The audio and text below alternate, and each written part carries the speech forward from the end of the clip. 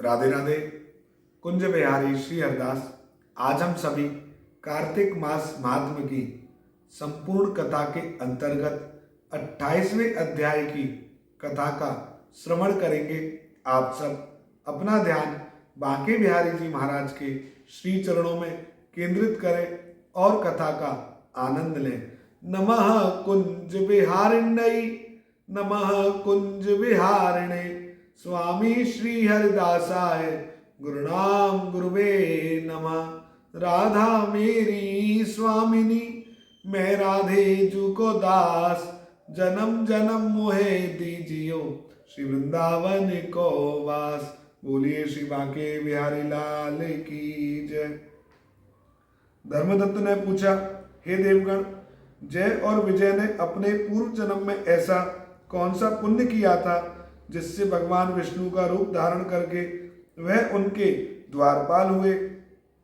गणों ने कहा, प्राचीन काल में तृणबिंदु की पुत्री देवहूति से कदम ऋषि द्वारा केवल देखने मात्र से ही दो सुंदर बालक उत्पन्न हुए। उनमें से बड़े का नाम जय और छोटे का नाम अजय हुआ।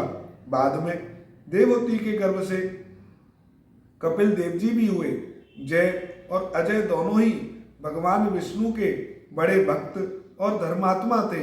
दोनों ही नित्य प्रति अष्टाक्षर मंत्र का जाप करते थे और भगवान विष्णु के सभी व्रत करते थे। भगवान भी इन दोनों भाइयों पर अत्यंत प्रसन्न थे और नित्य पूजा के समय इनको दर्शन दिया करते थे। एक समय राजा के निमंत्रण पर देवर्षि नारद गणों सहित राजा के यज्ञ में पधारे। उस यज्ञ में जय ने ब्रह्मा और अजय ने पुरोहित बनकर यज्ञ को संपूर्ण करवाया। यज्ञ की विधि पूर्वक समाप्ति हुई। मरुत राजा ने जय और अजय को बहुत सारा धन दिया। वे दक्षिणा लेकर दोनों भाई अपने आश्रम में वापस आए। धन का बंटवारा करते समय दोनों भाइयों का आपस में झगड़ा हो गया। जय ने अजय से कहा कि धन के दो बराबर बराबर भाग होंगे। अजय ने कहा, नहीं, जितना धन जिसको मिला है उतना धन उसका ही है। तब जय ने क्रोध में भरकर अजय को श्राप दे दिया, तुम धन लेकर नहीं देना चाहते हो, इसलिए तुम ग्राह हो जाओ। अजय ने जय का दिया हुआ श्राप स्वीकार कर लिया और जय को श्राप दिया, तू अभिमानी है, इसलिए तू हाथी हो जा। और जब नियम पूर्वक दोनों की पूजा के समय भगवान उनको दर्शन देने के लिए आए तो दोनों ने भगवान से श्राप मोचन का उपाय पूछा और दोनों ने प्रभु से कहा, हे देव, हम दोनों आपके भक्त हैं, मगर हम हाथी की योनि में कैसे होंगे? हे कृपा सागर, श्राप से हमारा उद्धार कीजिए। भगवान विष्णु ने कहा, मेरे भक्तों की वाणी कभी असत्य ना होगी। यमराज भी इसको अन्यथा नहीं कर सकते। पूर्व काल में मुझे भक्तराज प्रहलाद के कहने पर स्तंभ से प्रकट होना पड़ा और राजा अम्बरीश के कहने पर 10 अवतार लेने पड़े। अतएव तुम दोनों अपने श्रापों को भोग कर फिर मेरे लोक को प्राप्त होगे।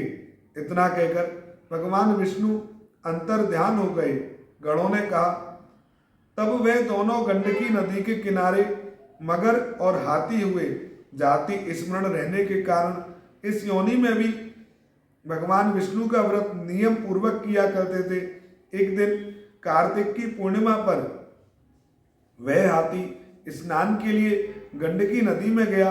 तब पिछले जन्म का श्राप स्मरण करके मगर ने हाथी का पैर पकड़ लिया। मगर के पकड़े हुए हाथी ने भी भगवान विष्णु का स्मरण किया।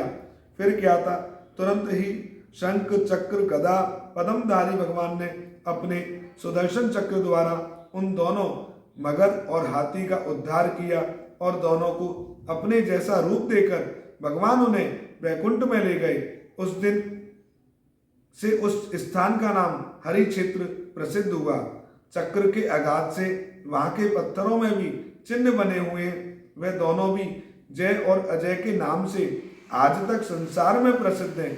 हे विप्र, आपने भगवान के द्वारपालों के संबंध में जो प्रश्न किया था उसका विस्तृत उत्तर मैंने दे दिया है। इसलिए हे द्विज, तुम भी ईर्ष्या और द्वेष को त्याग कर नित्य भगवान विष्णु का व्रत करो। जगत के प्रत्येक जीव को श्रम दृष्टि से देखो। तुला, मकर और मेष की संक्रांति में नित्य प्रातः स्नान किया करो, एकादशी व्रत किया करो, तुलसी वन की रक्षा किया करो, गौ, ब्राह्मण, वैष्णवों की सेवा के लिए हर समय तैयार रहा करो। व्रत करने वाले को मसूर, कांची, बैगन आदि के साग का प्रयोग नहीं करना चाहिए। हे धर्मदत्त, ऐसा करने पर तुम शरीर त्याग के पश्चात हम लोगों के समान गति पाओगे। भगवान विष्णु को प्रसन्न करने वाले इस व्रत के समान दूसरा कोई तीर्थ, दान और यज्ञ नहीं है। हे विप्र, तुम धन्य हो, क्योंकि तुमने विष्णु भगवान को प्रसन्न करने वाला व्रत किया है और इसका आधा फल तुमने इस कला को दिया है। इसके फलस्वरूप हम कला को वैकुंठ में लिए जा रहे हैं। नारद जी ने राजा पृथु से कहा, राजन, इस प्रकार धर्मदत्त को विष्णु भक्ति का उपदेश देकर कला को साथ लेकर विष्णु जी के पार्षद वैकुंठ को चले गए। धर्मदत्त भी उनके आदेश अनुसार भगवान विष्णु के व्रत में तल्लीन हो गया और फिर जब उसका देहांत हुआ तो अपनी दोनों स्त्रियों के साथ विष्णु लोक को गया। हे राजन, जो कोई भी प्राचीन काल के इस इतिहास को सुनता है और सुनाता है वह अंत में विष्णु लोक को प्राप्त होता है। बोलिए श्री बांके बिहारी लाल की जय। आज हम सभी ने कार्तिक मास महात्म्य की संपूर्ण कथा के अंतर्गत 28वें अध्याय की कथा का श्रवण किया, जिसमें हमने गजग्रह लीला के बारे में भी सुना और कार्तिक का जो महत्व है उसके बारे में भी सुना। श्री बांके बिहारी जी महाराज की असीम अनुकंपा हम सभी पर सदैव बरसती रहे। जय जय श्री राधे।